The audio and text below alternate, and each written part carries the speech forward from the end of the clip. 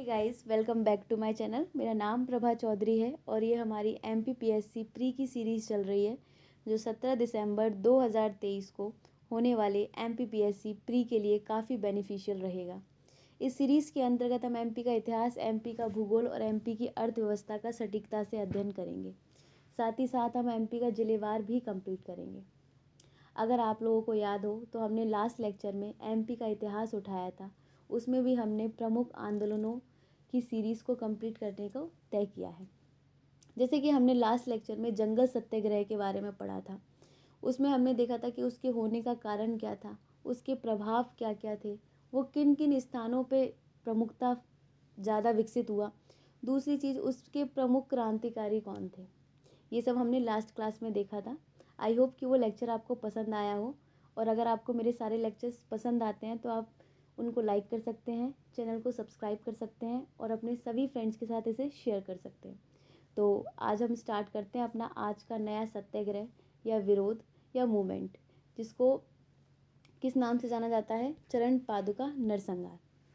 देखो, इसका इतिहास क्या रहा था। अगर हम थोड़ा बैकग्राउंड लेके चलें तो 1930 में महात्मा गांधी जी द्वारा पूरे भारत में सिविल डिसओबीडियंस मूवमेंट चलाया जा रहा था। इस सिविल डिसओबीडियंट मूवमेंट के तहत ये तय किया गया था कि अंग्रेज़ों द्वारा चलाए जा रहे जितने भी सरकारी दफ्तर थे, जितने भी सरकारी शैक्षिक संस्थान थी और इनके द्वारा बनाए गए जितने भी कानून थे, हम क्या कर रहे थे, इनका विरोध कर रहे थे। इनको ना मानने वाले हम सारे काम कर रहे थे। इसी के विरोध में महात्मा गांधी जी ने जो नमक पे लगा भारी कर था, उसको तोड़ने के लिए दांडी यात्रा निकाली थी, जो पूरे भारत में फैली हुई थी। क्योंकि हमारे मध्य प्रदेश में कोई भी समुद्री तटीय सीमा नहीं है, तो यहाँ पे हमने कौन सा सत्याग्रह चलाया था, जंगल सत्याग्रह।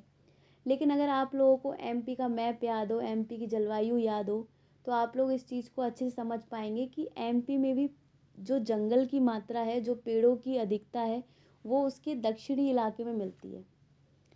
अगर हम नीचे के कुछ ज़िले ले लें, जैसे अपना बैतूल है, छिंदवाड़ा है, सिवनी है, बालाघाट है, इस जगह पे मंडला है, इन जगह पे क्या मिलता है, पेड़ों की मात्रा अधिक मिलती है। तो यहाँ पे हमने अपना कौन सा सत्याग्रह चला लिया था, जंगल सत्याग्रह।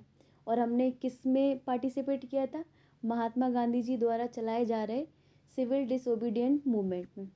लेकिन अगर हम एमपी का उत्तरी एरिया देखें तो जो बुंदेलखंड वाला एरिया है, यहाँ पे इतनी जंगल की मात्रा नहीं है, क्योंकि यहाँ पे वर्षा काफ़ी कम होती है। तो जो चरण पादुका नरसंहार का जो संबंध है, वो हमारे बुंदेलखंड वाले एरिया से ही है। अगर हम उसको देखें तो बुंदेलखंड में एक जगह पड़ती है, एक ज़िला है हमारा जो है छतरपुर। छतरपुर की एक लवकुश नगर नाम की एक तहसील है। वहाँ पर क्या होता है, वहाँ पर एक ग्राम होता है सिंहपुर ग्राम।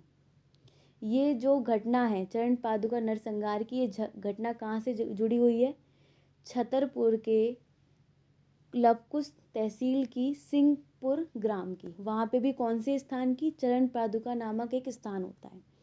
यहाँ पे क्या होता है, अब हमारे जंगल तो थे नहीं, तो हमने तय किया कि अब हम अंग्रेज़ों द्वारा जितने भी कर हम पे लगाए जा रहे हैं, अब हम वो नहीं देंगे, उनका विरोध करेंगे।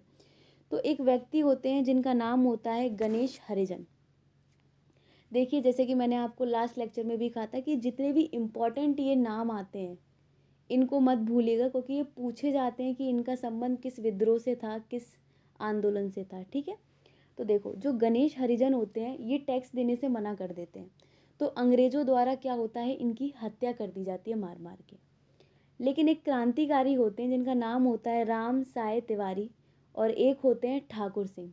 ये जब इस चीज़ का विरोध करते हैं कि आपने एक व्यक्ति को महज इसलिए मार डाला कि उसने कर नहीं दिया आपका, तो इनकी इनकी भी गिरफ्तारी हो जाती है। जो चीज़ बाकी लोगों में और ज़्यादा आक्रोश भर देती है कि एक तो एक गणेश हरिजन की हत्या कर दी, बाकी जो हमारे नेता थे राम साय तिवारी और ठाकुर सिंह, इनकी इनकी गिरफ्तारी कर ली। तो एक व्यक्ति होते हैं, वो भी क्रांतिकारी होते हैं, जिनका नाम होता है सरजू दहिया। ये क्या करते हैं, जो सरजू दहुआ होते हैं, ये एक मीटिंग ऑर्गेनाइज करते हैं एक तरीके की। ये क्या करते हैं, मकर संक्रांति का दिन होता है, अगर आप सबको याद हो तो मकर संक्रांति जो होती है वो 14 जनवरी की होती है।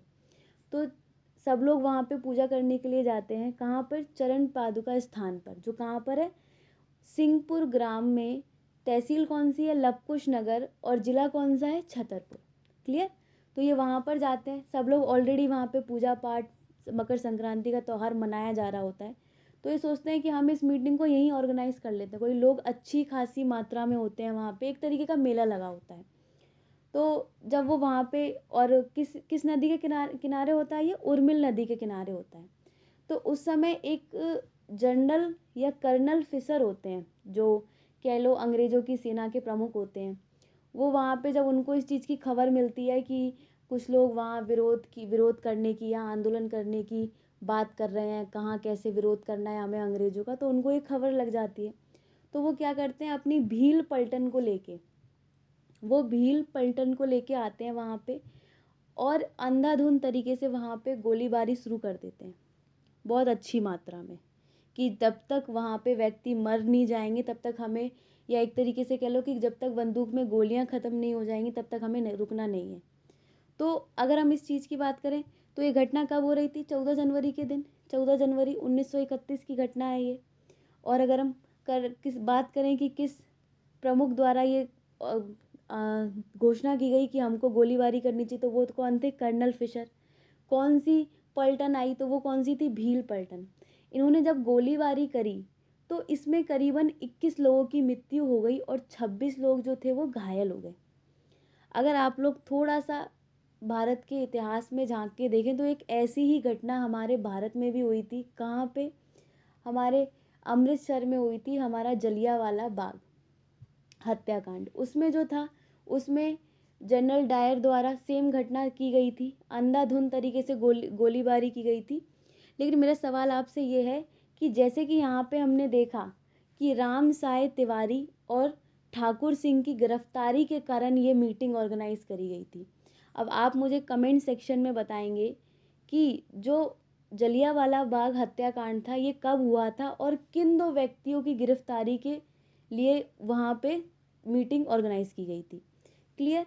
तो इसकी तुलना जो हमारे एमपी में हुई चरण पादुका नरसंहार की तुलना हमारे भारत में हुए जो जलियांवाला बाग मैसाकर था उससे की जाती है।